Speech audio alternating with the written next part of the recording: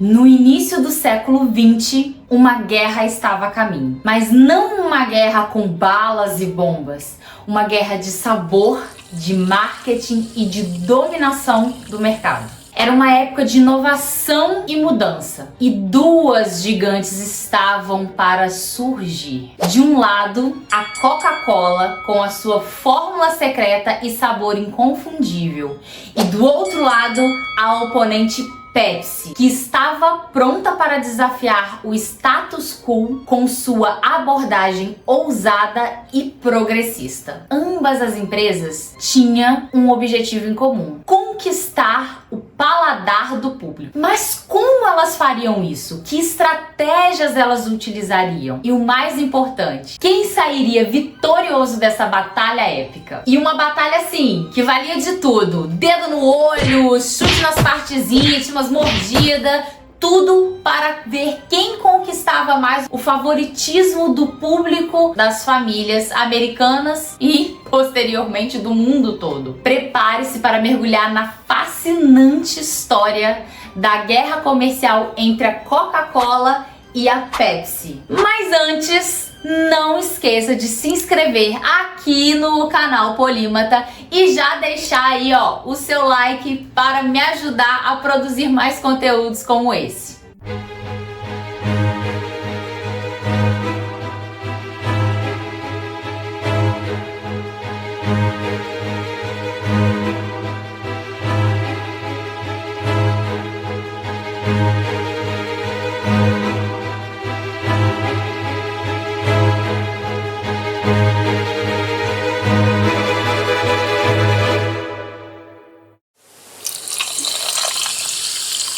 E aí, manas e manos, tudo bem com vocês? Pois é, hoje é o dia de falar sobre batalha comercial, sobre guerra comercial de duas gigantes incríveis.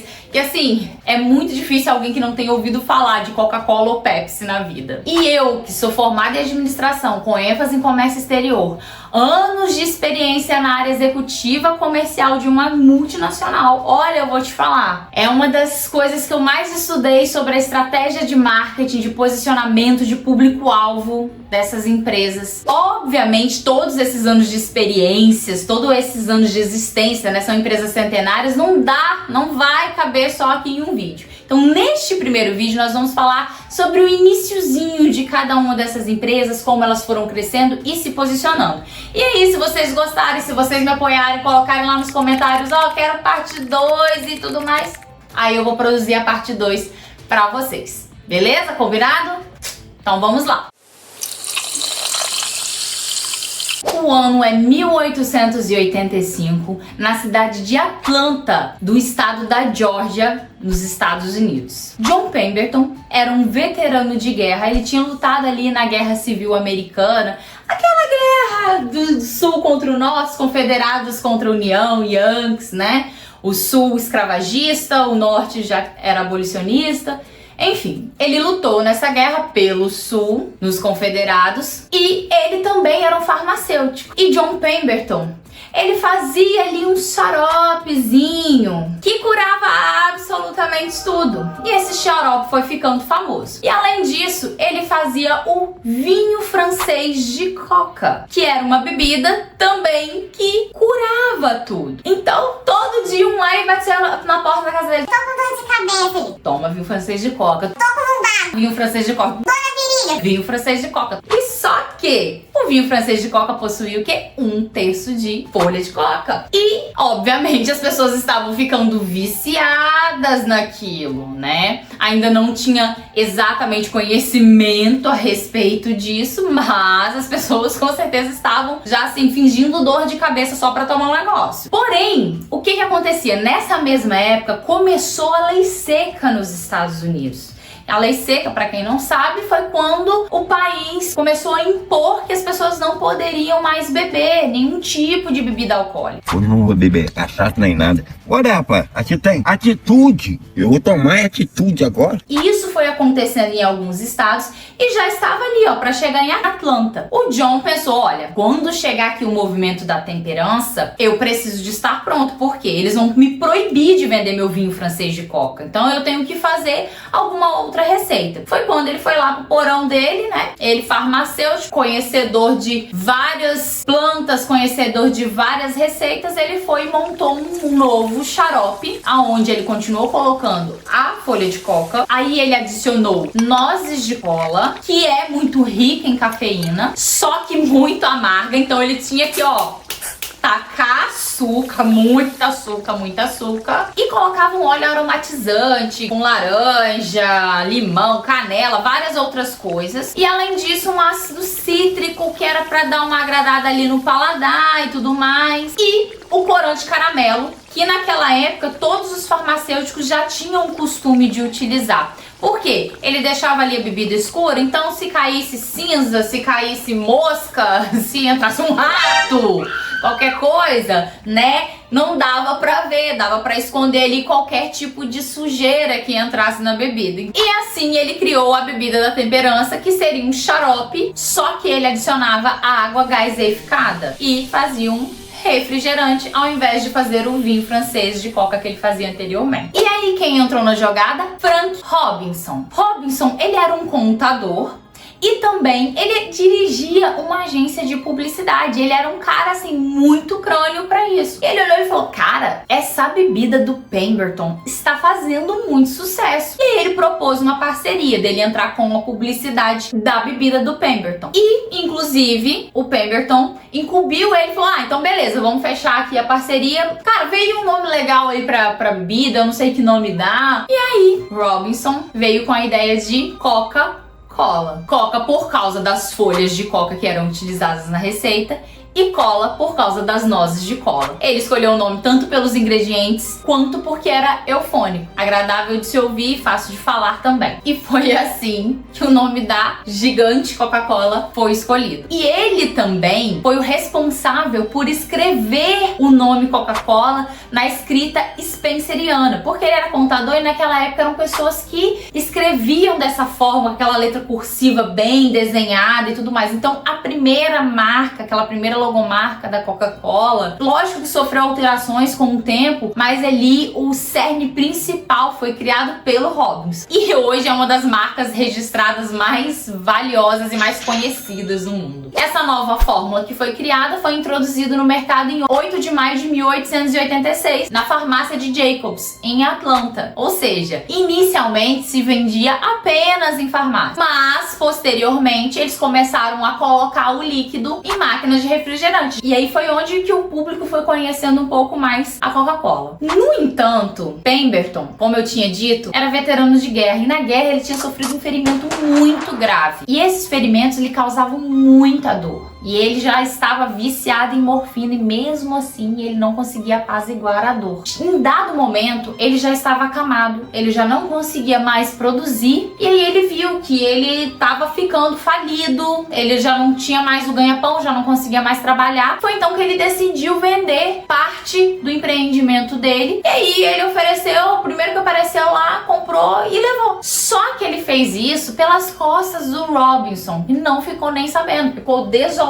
Só que assim, o Robinson, ele sempre soube que aquilo ali era uma oportunidade muito grande. Ele saiu falando pelos quatro ventos: nossa, Coca-Cola, cara, um negócio muito bom. Até o momento que ele falou com um conhecido, que era o Asa Candler. Posteriormente, o Asa Candler estava com uma dor de cabeça e aí ele lembrou do Robinson falando a respeito da Coca-Cola, que curava tudo e tudo mais. Ele procurou uma máquina de refrigerante, pegou um copo, tomou e a cabeça dele melhorou. Foi aonde ele ficou ali, assim: caramba, vou ter que investir nesse negócio. E ele era um homem de posses, inclusive ele foi até prefeito de Atlanta depois. Foi então que ele correu atrás, procurou saber quem é que tinha comprado parte da Coca-Cola, conseguiu comprar dessas pessoas, foi lá e comprou também a parte de Pemberton por $2.300. Isso em 1888. E posteriormente o Pemberton veio a falecer.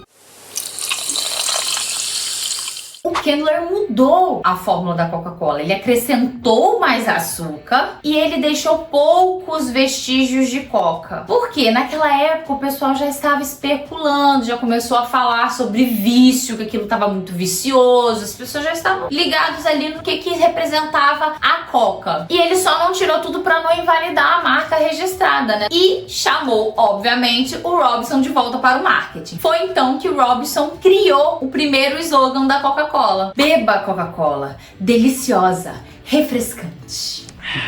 Que era algo contramão do que se eram as publicidades da época, que eram prolixas, eram extensas. E ele promoveu incessantemente, ele começou a colocar a marca em vários brindes. Calendário, pôster, placa, relógio, e ele começava a distribuir isso para as pessoas, né? Colocar nos estabelecimentos, comprou um copo de Coca-Cola, ganha um pôster. Então, ele começou a fazer o brand ali, colocar a marca dentro da casa das pessoas, as pessoas olharem para aquilo e o tempo todo lembrar da Coca-Cola. Isso fez com que um público começasse a reconhecer a Coca-Cola, a marca, fez a marca se tornar mais conhecida. E em 1891, o Asa Candler iniciou o mistério sobre a fórmula secreta da Coca-Cola. Então isso virou também uma jogada de marketing deles e que envolve a marca até os dias de hoje. Misteriosa receita da Coca-Cola, como que é, ninguém sabe o que tem. E além de tudo, a receita ela tem proteção intelectual e contra qualquer tipo de plágio. Ela é protegida juridicamente. Desde aquela época ele já tinha feito isso. Embora várias receitas tenham sido publicadas como sendo a receita original da Coca-Cola, a empresa sempre fala que não, que nenhuma delas acertaram, que não é aquilo. A real permanece em absoluto segredo e que a receita secreta é conhecida por apenas pouquíssimos funcionários e que são selecionados e são anônimos, ninguém sabe quem são eles. Ninguém pode saber quem são eles, só eles que têm a informação de qual é a fórmula da Coca-Cola. E eu imagino que se algum deles pede demissão, quando vai atravessar a rua misteriosamente é atropelado, morre envenenado, né? Eu imagino. Dá pra você guardar um segredo desse. As vendas continuavam a crescer e em 1894 foi inaugurado o primeiro local de produção fora de Atlanta, que foi em Dallas, no Texas. No ano seguinte, foram abertas fábricas em Chicago e Los Angeles. Candler então criou a Coca-Cola Company para as pessoas investirem e assim eles conseguirem capital para o marketing.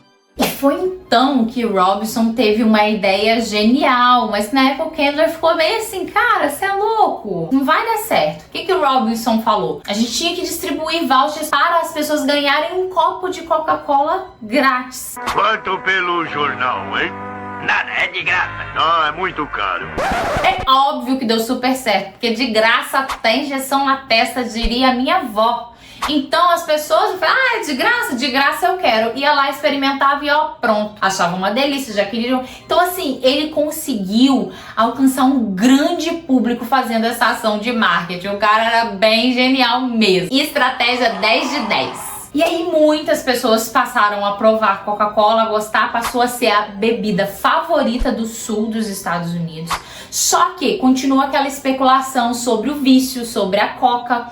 E aí foi então que o Asa Candler contratou químicos para tirar todo o último resquício de molécula de cocaína das folhas de coca, para que a bebida ficasse livre da substância. Então ele mais uma vez fez a alteraçãozinha ali na fórmula. E mesmo com toda a especulação, com as pessoas falando sobre isso, as vendas da Coca-Cola aumentaram muito, as pessoas continuaram consumindo muito. E, obviamente, o que isso ocasionou? Concorrentes. As pessoas começaram a tentar imitar o sucesso da Coca-Cola, a tentar imitar a fórmula da Coca-Cola. E o Candler processava todos que apareciam por plágio. Aparecia um aqui, ele processava. Aparecia outro, ele processava. Só que ele não dava conta, porque cada dia ia brotando um monte igual um mato. Então ele não dava conta de processar por violação de marca registrada. Aí o que a Coca-Cola fez? Ela colocou detetives em campo para correr os Estados Unidos todo para investigar investigar pessoas que estariam fazendo plágio da Coca-Cola ou entregando um outro tipo de refrigerante no lugar da Coca-Cola. Então, tipo assim, a pessoa chegava lá no estabelecimento, me vê uma Coca-Cola, e o outro lá entregava um Schweinsteiger Colas. E aí eles começaram a fazer essas investigações e entrar com o processo. Em uma década ele já tinha processado e derrubado centenas de plagiadores. Mas um concorrente da Carolina do Norte começou a incomodar de verdade. Ele se posicionava no mercado como uma alternativa à Coca-Cola,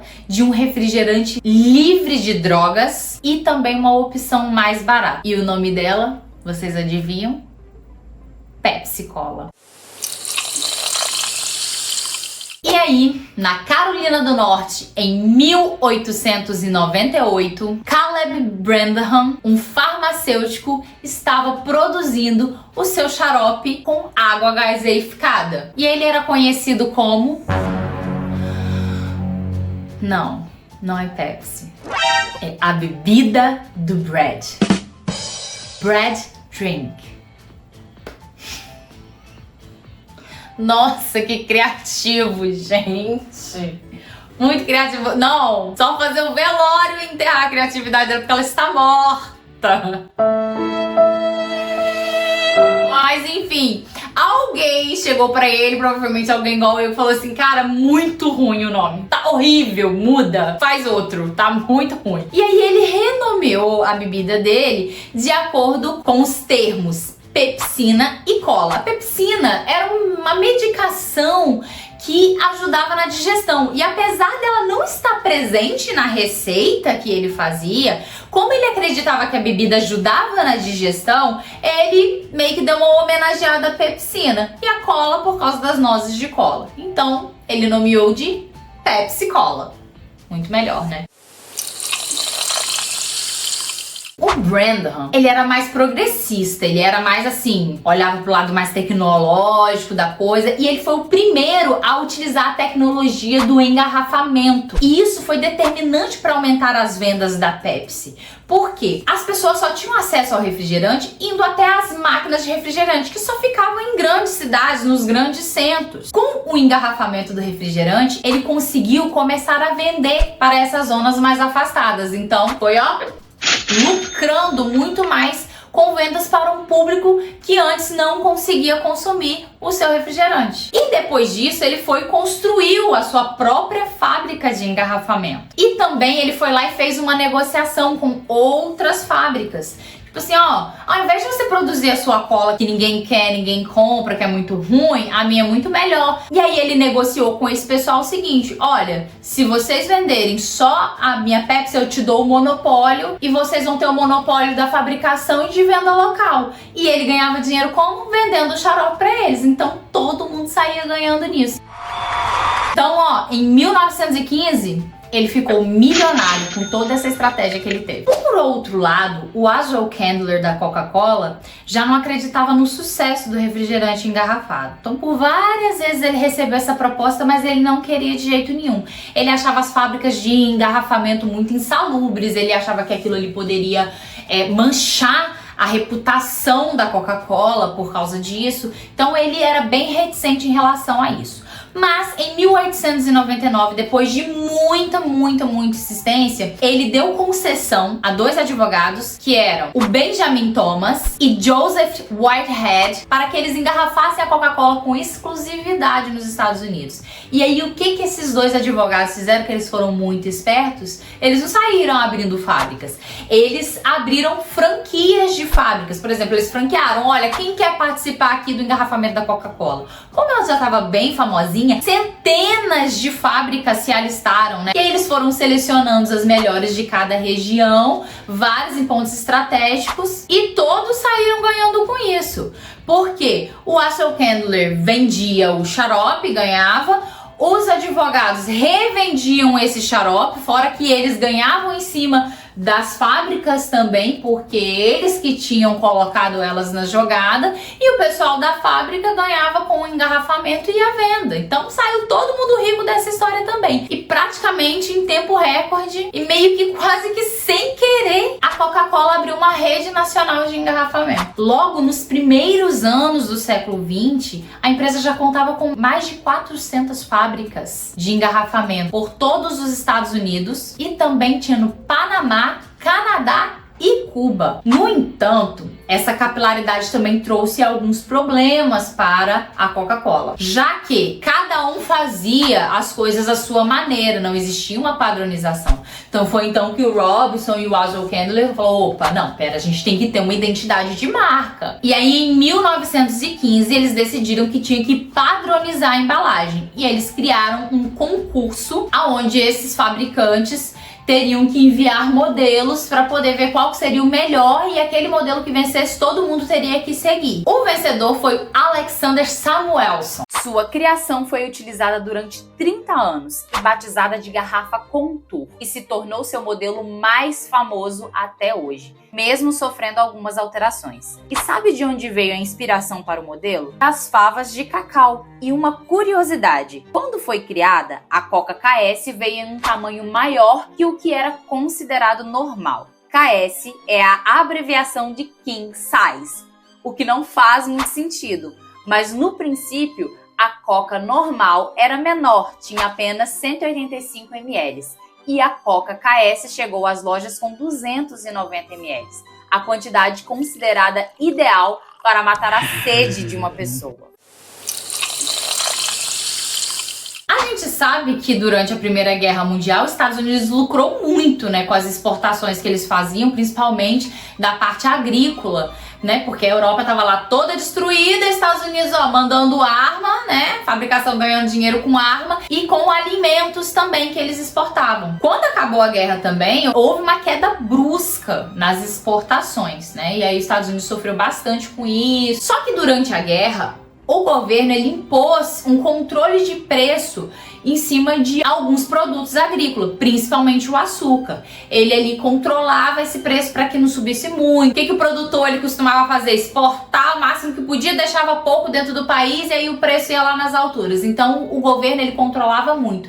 Só que quando acabou a guerra, esse controle também acabou. E com isso o preço do açúcar foi parar lá nas alturas. Porque aí os caras meteram a faca. E tanto para a Pepsi quanto para a Coca-Cola isso era muito ruim. Porque boa parte do refrigerante é açúcar, né? A gente sabe, o nutricionista já avisou já.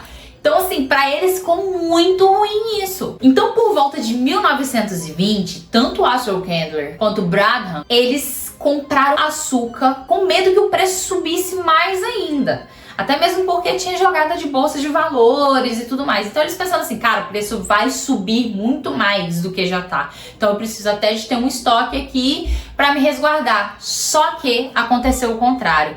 De repente os preços, caíram. E aí eles ficaram com estoques e mais estoques, pilhas e mais pilhas de sacos de açúcar lá com preço nas alturas. O que aconteceu? Bradham decidiu cortar a sua produção, diminuir a produção de Pepsi para ver o que ia dar. Não, você é burro, cara, que loucura. Como você é burro. Mas foi um tiro no pé, porque com a produção menor, menos vendas. E aí, mesmo com toda a tentativa que ele fez de salvar a companhia, em 1923, a Pepsi faliu.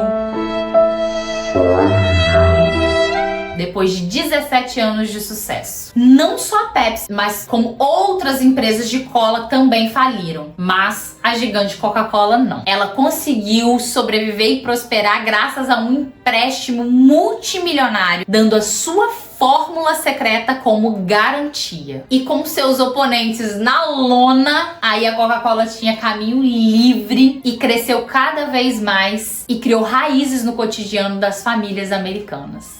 Após a falência, Bradham vendeu a Pepsi por $30 mil para a empresa Craven Holding Corporation e reabriu sua drogaria e voltou a trabalhar como farmacêutico. Em 1924, Roy McGargle, um corretor da bolsa de Wall Street, conseguiu, após muita negociação, adquirir a marca Pepsi Cola por $35 mil e formou a Pepsi Cola Corporation. E nesse mesmo ano, a fábrica foi transferida para a cidade de Richmond, no estado americano da Virgínia. Apesar de todos os esforços de McGargle, em 1931, a companhia passou pela sua segunda falência e novamente foi vendida para outra empresa, a Loft Candy Company. O então presidente Charles Gooch reformulou totalmente a bebida. Mas sabe o que é importante ressaltar? Que esse Gooch, ele é um salafrário. Ele não vale nada. Primeiro, ele foi acusado de assassinar o seu próprio motorista por racismo. Parece assim que entregaram o leite ao mesmo tempo pro motorista dele pra ele não aceitou, virou uma brigarada e matou o próprio motorista. Olha o nível desse cara. Sem contar que ele subornava as fábricas de engarrafamento para que elas quebrassem o contrato com a Coca-Cola e fabricassem a bebida dele, que era a Mavis, era uma bebida de chocolate famosinha da época. Além disso, ele chegou ali para a família da Loft Candy e ofereceu uma parceria comercial como quem não quer nada, mas estando lá dentro, ele virou todos os acionistas contra a família Loft até que ele conseguisse ascender a presidência da Loft Candy. Então foi assim que ele foi parar na presidência da Loft Candy. Então anota a placa desse cara, porque assim, ele vai atropelando todo mundo, tá? E assim, sabe por que ele comprou a Pepsi? Em 1930 ele se tornou o presidente da Loft Candy, depois da falcatrua lá que ele fez contra a família Loft. A Loft Candy foi fundada pelo William Loft, que era um imigrante inglês, em 1860. E ela chegou a ser a maior fabricante de doces do mundo em 1920. A Loft Candy possuía várias lojas pelo país. E em todas essas lojas tinha uma máquina de refrigerantes, que quem não gosta, né, gente? Come um docinho, toma um coquinha. Nossa senhora, inclusive deu vontade. Então o que passou na cabeça do Gooch? Eu sou um dos maiores clientes da Coca-Cola. Quando ele assumiu a presidência, a primeira coisa que ele pensou, tem que reduzir custos. Errado ele também não tava. Ele ligou lá pra Coca-Cola e falou, olha, eu sou da Loft Candy, nós temos tantas lojas e todas as nossas lojas têm uma máquina que vende Coca-Cola. Só que eu quero uma redução no preço do refrigerante, porque eu sou um grande cliente. E ele tomou um belo não como resposta, falou, não, tô nem aí. Mas aí eu vou parar de... Faça o que você quiser. Famoso caguei e andei. E aí o que ele fez? Ele ficou putinho da vida. Como ele não levava desaforo pra casa, ele já ficou ali maquinando o que ele ia fazer. E aí, né, é o que eu falei, ele assumiu a presidência da Loft Candy em 1930. Em 1931, a Pepsi veio a falir novamente. Então, ele logo já, pensou, vou comprar a Pepsi. Isso ocorreu logo depois que ele tomou o não da Coca-Cola. Ele já foi lá, correu, ofereceu uma quantia e conseguiu comprar a Pepsi. E aí ele ficou igual um pinto no lixo, né? Porque aí ele ia substituir a Pepsi pela Coca-Cola em todas as lojas da Loft Candy. Só que ele não suportava o sabor da Pepsi. E aí ele pediu pros químicos reformular tudo. E aí eles colocaram mais cafeína, mais açúcar, futucaram em tudo lá. E fez conforme ele tinha pensado. Quando chegou numa fórmula que ele gostou, substituiu a Coca-Cola pela Pepsi dentro das lojas da Loft Candy. E é óbvio que isso chamou muito a atenção do concorrente. Lembra que eu falei que a Coca-Cola colocava detetives para poder ali encontrar plagiadores e tudo mais? Em março de 1932, o Gooch foi notificado pelos advogados da Coca-Cola. E na notificação dizia que um dos detetives tinha ido até uma loja da Loft Candy, pedido Coca-Cola, só que entregaram para ele um copo de Pepsi. No entanto, o Gooch ele já tinha se preparado em relação a isso. Ele sabia que esses detetives iam acabar parando numa das lojas. O que ele fez? Antes, ele já tinha notificado todas as lojas da Loft Candy, todos os funcionários, que se a pessoa pedisse Coca-Cola, não era para entregar outra coisa para ela. Mas acabou que teve uma falha pessoal de um dos funcionários de uma das lojas de Nova York. Só que ele tinha documentado tudo isso, todo o treinamento, todas as instruções que ele tinha dado para os funcionários. Então, não foi uma falha dele ou da Loft Candy, foi da pessoa em específico.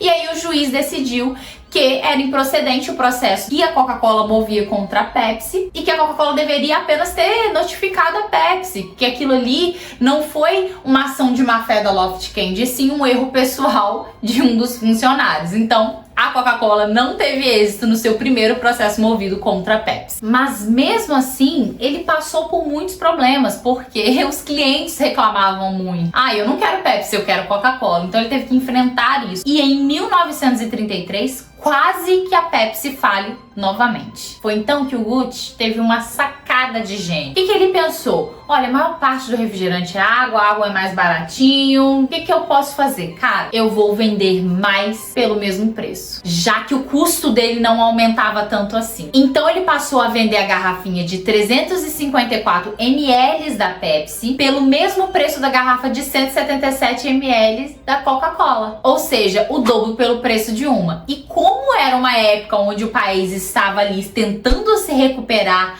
de uma recessão, né? Era um período pós-depressão. Isso foi excelente para o bolso das famílias americanas e, obviamente, isso deu um boom nas vendas de Pepsi, que chegou ao lucro de 4 milhões de dólares. Isso era muito para a época. Então, assim, a Pepsi estava de volta ao jogo.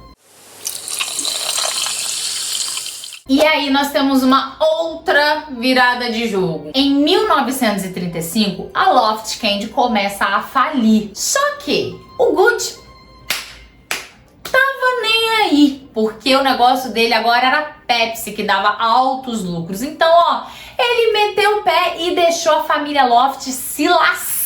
Falei que ele era um salafrário? Dava pra esperar menos. Só que aí a família Loft, ela começou, né, ter que ir lá na empresa, olhar o que tava acontecendo, né? Pegou a presidência de volta. E aí eles descobriram que Gucci havia usado o dinheiro, o capital da Loft Candy para comprar a Pepsi. Ou seja, a Pepsi não era dele, Gucci. A Pepsi era da Loft Candy. Tá vendo, meus amores? As coisas que você faz de mal ficam escondidas, não. Só que eles estavam tão quebrados, que eles não tinham dinheiro nem pra mover um processo contra o homem. Aí eles foram pra segunda alternativa, que era Walter Mack. Quem era Walter Mack? Quem? Ele era simplesmente um investidor da bolsa que comprava empresas falidas, as recuperava, botava pra andar e as vendia depois. Ele ficou milionário fazendo isso. Então eles foram lá e, ó, por favor, ajuda a gente e tal, contou a historinha triste. Ele falou, beleza, tô dentro, vou. E o que ele fez? Botou grana, investiu grana na empresa e ainda custeou o processo jurídico contra Gucci. Em setembro de 1938, houve essa audiência. E o juiz decidiu que Gucci deveria entregar a Pepsi para a família Loft. Só que, obviamente, o advogado do senhor Gucci fez o quê? Nós vamos apelar. E aí foi apelar, né? É aí que o juiz decidiu. Falou, enquanto vai haver a apelação, enquanto ocorrer os trâmites até a próxima audiência, eu defino que a Pepsi deverá ser administrada tanto pelos Loft quanto pelo Sr. Gucci. O Sr. Gucci será o gerente geral da Pepsi e a família Loft indica alguém que quiser. E aí eles indicaram o Walter Mack para ser o presidente, ou seja, Walter Mack de presidente e Gucci de gerente geral. É lógico que isso não ia dar certo. Inclusive o Gucci transformou a vida do Walter Mack num inferno. E aí o que o Gucci começou a fazer? Ele sabia que ele ia perder o processo. Ele comprou uma outra empresa de cola, tudo às escondidas, né? E utilizando o dinheiro da Pepsi, que por sua vez era o dinheiro lá dos Loft, ele foi e comprou a Noxy Cola. E aí ele começou a pegar alguns funcionários de confiança dele, de pouquinho em pouquinho, levando pra lá. Lógico que o Walter Mack começou a perceber isso e começou a dar uma investigada. Quando eles descobriram esse local que ele estava, aí eles já levaram pro juiz, aí o juiz deu ganho de causa de uma vez para a família Loft e Gucci teve que entregar a Pepsi Cola para a Loft Candy Company. E Mack continuou como o presidente da Pepsi Cola e ele focou mais na parte publicitária, ele precisava de fazer a marca ser mais conhecida, só que ele não tinha aquela verba igual a Coca-Cola tinha para ações de marketing, então ele fazia algumas coisas mais em contas na época. Como, por exemplo, ele contratou aviadores e colocou em várias capitais principais do país para escrever Pepsi Cola no céu. Então, algumas pessoas ficaram impactadas. Ah, caramba! Chegava a ligar para a empresa e falar assim: nossa, Deus escreveu o nome de vocês no céu! É isso. Então, assim, impactou a galera. E aí começou a fazer esse branding da marca também. E em 1940, 2 cantores foram até a Pepsi e falou: olha, a gente fez uma música pra vocês. E aí eles tocaram lá a musiquinha que virou um jingle chiclete, um jingle de sucesso passado nas rádios.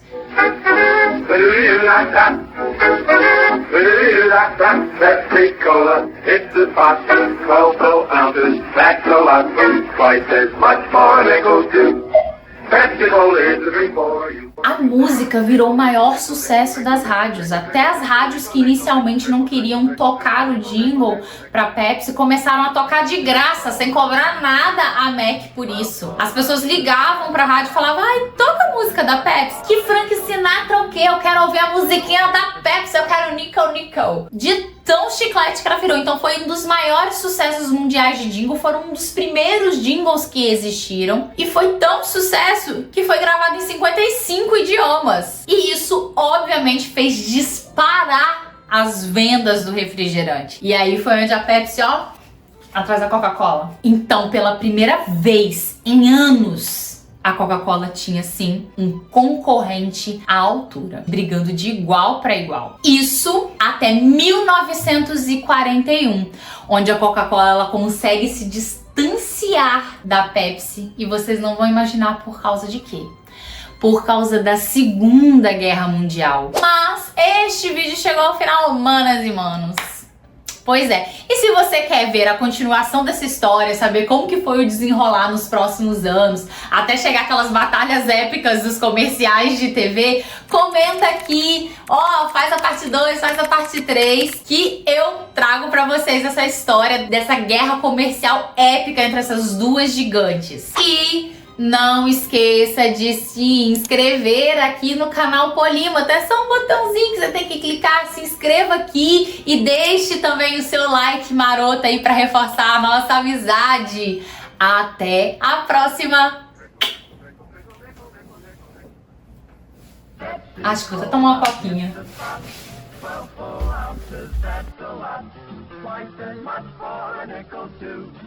Pepsi Cola is the drink for you.